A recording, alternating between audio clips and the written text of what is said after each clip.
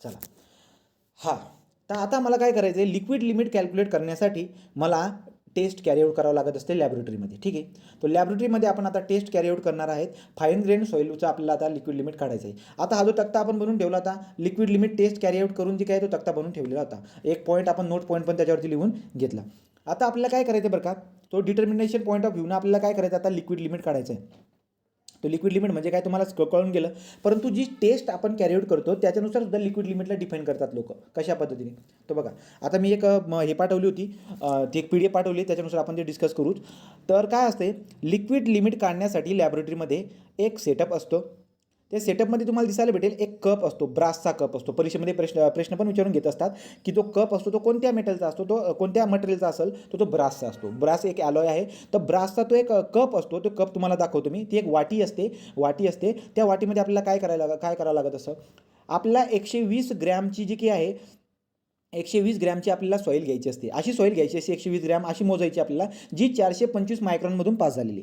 आता 425 मायक्रॉनमधून पास झालेली म्हणजे ती फाईन ग्रेन सॉईल आली. तो 425 मायक्रॉनमधून पास झालेली जी सॉईल आहे, जिला मी फाईन ग्रेन सॉईल म्हणतोय, ती मी घेणार. किती उचलणार मी, 120 ग्रॅम. ते 120 ग्रॅम एवढी माती उचलून घेतली.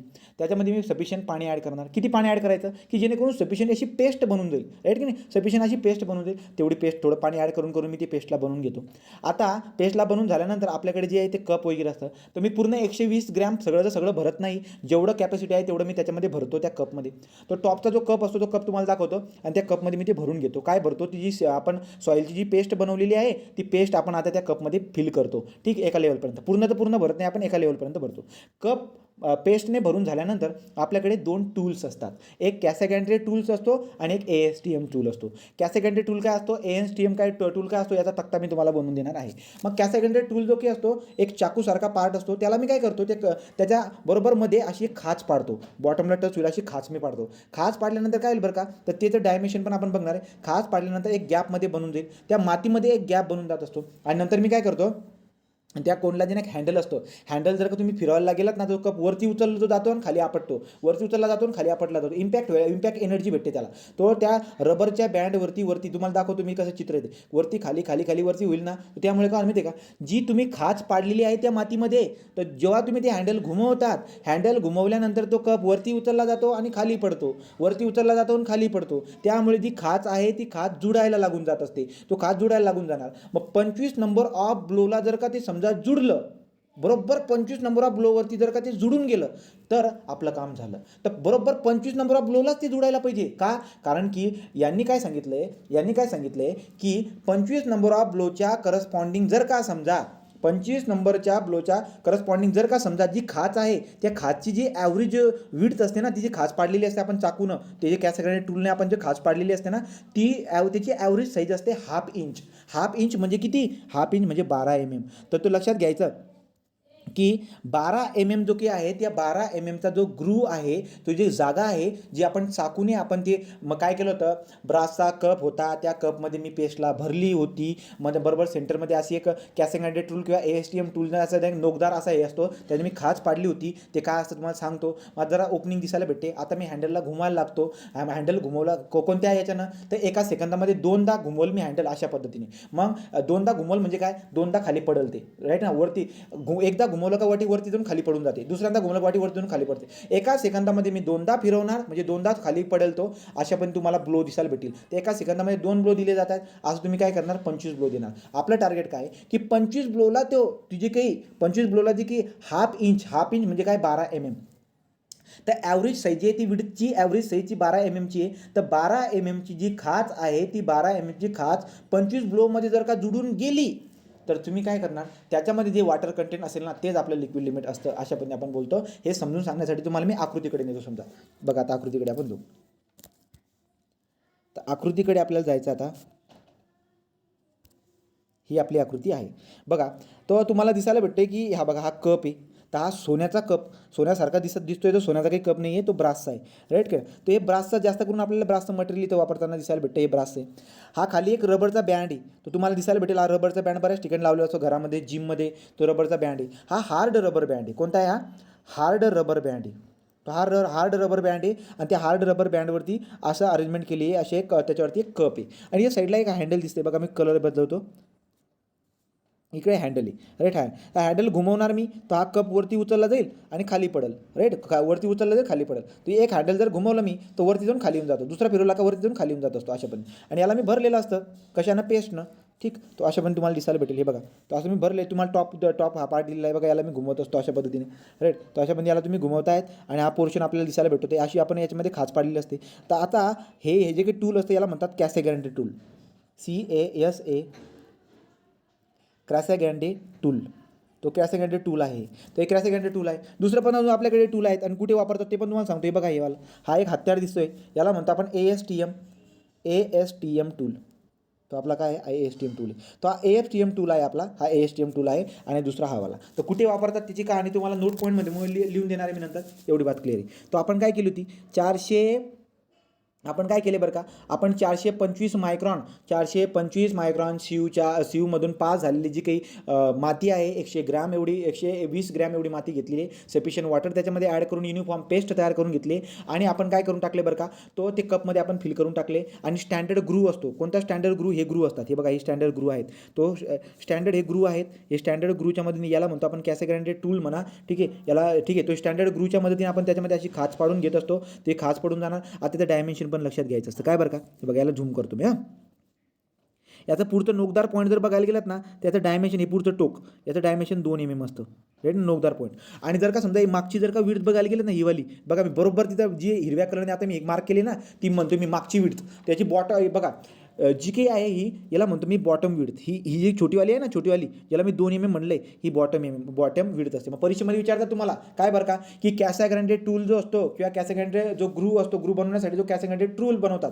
आता हे जी खाच पडलेली याला ग्रू म्हणणार आपण, परंतु हा जो टूल आहे याला कॅसेग्रँडे टूल म्हणतो आपण. मग तुम्हाला प्रश्न काय विचारतात, की लिक्विड लिमिटची टेस्ट करण्यासाठी तुम्ही कॅसेग्रँडे टूल वापरतात, तुम्ही म्हणणार बरोबर. तर त्याचा जो काही बॉटम विड्थ आहे, बॉटम विड्थ म्हणजे काय, छोटीवाली, तर बॉटम विड्थ किती असते बरं का त्याची, तुम्ही म्हणणार 2 mm. आणि त्याची टॉप विड्थ किती असतात, तुम्ही म्हणणार 11 mm. किती म्हणणार तुम्ही, 11 mm. तर त्याची टॉप विड्थ किती असते, 11 mm. आणि ही जो हाईट आहे, ही बघा, ही हाईट, टॉप विड्थ आणि बॉटम विड्थ याची जी काही हाईट असते, ही हाईट किती असते, ही हाईट असते तुम्ही म्हणायचं 8 mm. क्लिअर आहे का पॉईंट. आणि याचा वापर करून मी या मातीमध्ये असं खाच पाडणार आहे राईट. आणि जी काही खाच तुम्हाला दिसते आता प्लॅनमध्ये बघा, हे पॉईंट क्लिअर झाला का रे एवढा.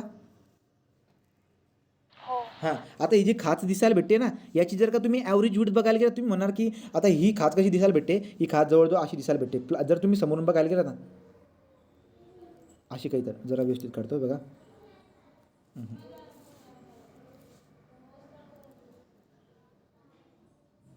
अशी खास दिसायला भेटेल. जर समोरून बघितलं ना तुम्ही, इकडून जर समोरून जर बघितलं ना, असं दिसायला भेटेल. ते ॲक्च्युली असं पण नाही, थोडंसं मला इथं मामूली असं दाखवायला पाहिजे होतं, असं दाखवायला पाहिजे. ठीक, तर अशा पद्धतीने असं असेल ते बघा, असं दिसायला भेटतं. हे बॉटमची किती म्हणले आपण, 2 mm. टॉपची किती बोललो आपण, 11 mm राईट. तो आता यांची ॲव्हरेज विड्थ मी काय बोलतो, याची ॲव्हरेज विड्थ मी अर्धा इंच बोलतो, म्हणजे 12 mm.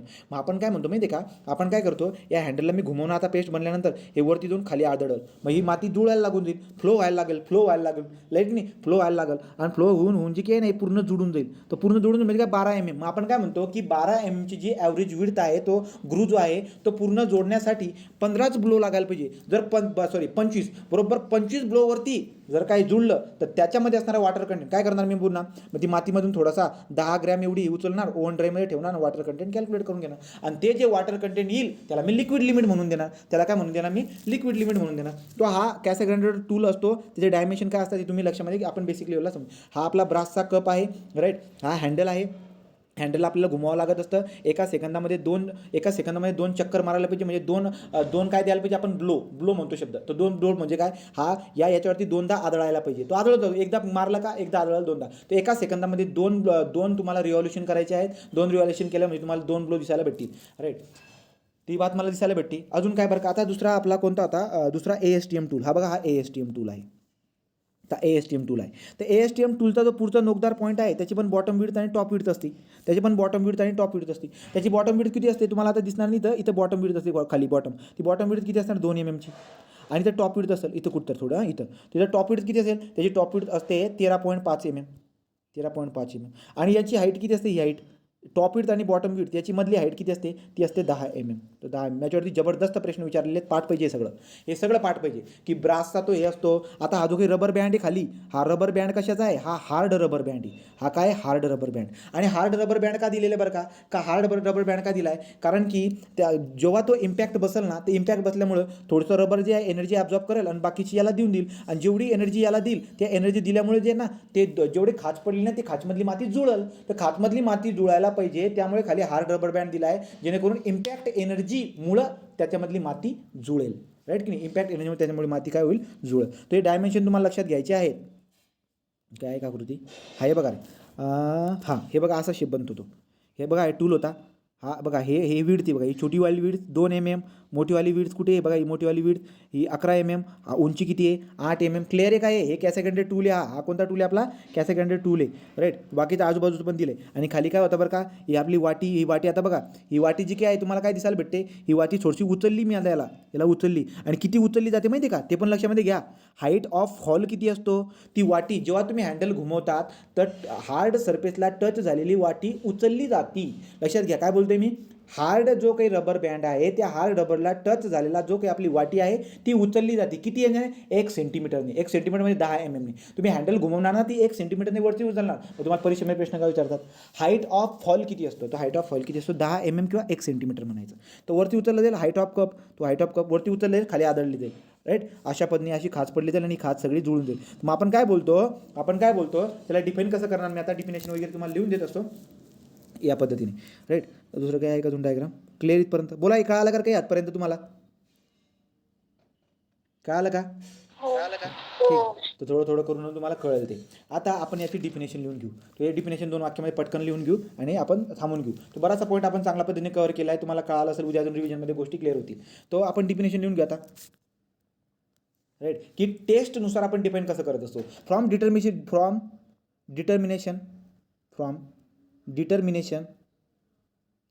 Point of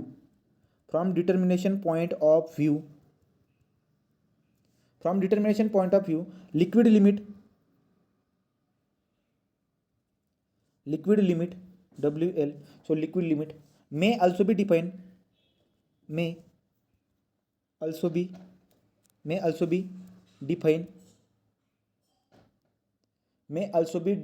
as minimum water content at which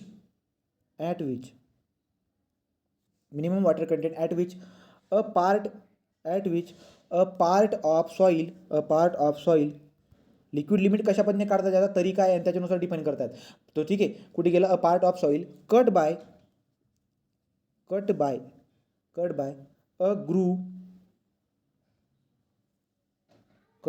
Guru of standard size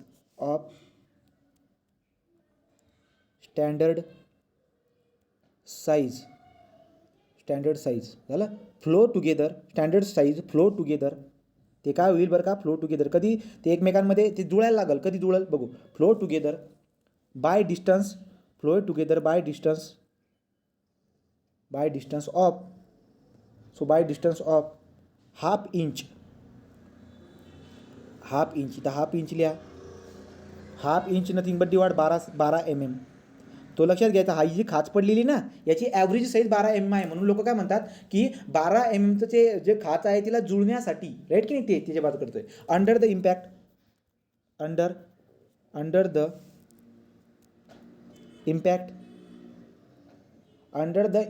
of कुठे गेलं ते, under the impact of 25 number of blow where height of fall is adjusted to 1 centimeter for each blow. हां, इथपर्यंत clear आहे का बघा बरं. लक्षात घ्या काय म्हणतोय, for determination point of view liquid limit may be also define as, liquid लिमिटला दुसऱ्या पद्धतीने पण डिफाईन करता येतं टेस्टच्या याच्यानुसार डिटर्मिनेशनच्या पॉईंट ऑफ व्ह्यूने. कसं बरं का, की मिनिमम वॉटर कंटेंट असं मी कमीत कमी पाणी टाकलं आपण त्याच्यामध्ये, की जेणेकरून काय बरं का, की मातीमध्ये जे आपण ग्रुप पाडून ठेवलेलं आहे स्टँडर्ड साईजचं ते त्याला जुळण्यासाठी म्हणजे ते की हाफ इंचला जुळण्यासाठी 25 ब्लोमध्ये जर का बरोबर हाफ इंच जर का जुळून गेलं तर त्याच्यामध्ये जे वॉटर कंटेंट निघून येईल त्याला आपण लिक्विड लिमिट म्हणून घेत असतो. आणि आपण काय केले बरं का, जे टूल वगैरे वापरले त्याची अरेंजमेंट वगैरे सगळे सांगितले, 1 mm वरून त्याला खाली आदळतो वगैरे आपण असं बोललेलो आहोत. राईट. पुढचा पॉईंट काय, the tool use for cutting the soil may be कैसा ग्रांडे CA टूल और ASTM tool. ASTM tool clear आहे. हा थांब, ठीक आहे, ASTM टूल. ओके, तो अशा पद्धतीने इथपर्यंत लिहून झालेलं आहे तुमचं. तर मग आता आपण जे काही आहे याच्यावरती खूप छान माहिती आहे अजून पुढं, ठीक. तो liquid limit, plastic limit, sinkage limit सगळं आपण व्यवस्थित समजून घेणार आहोत. उद्याचा अजून एक लेक्चर लागेल, ठीक आहे. मोबाईलमध्ये चार्जिंग बी कमी तर थांबतो इथं. इथपर्यंत क्लिअर. काही डाऊट आहे का कोणाला, कन्सेप्च्युअल डाऊट?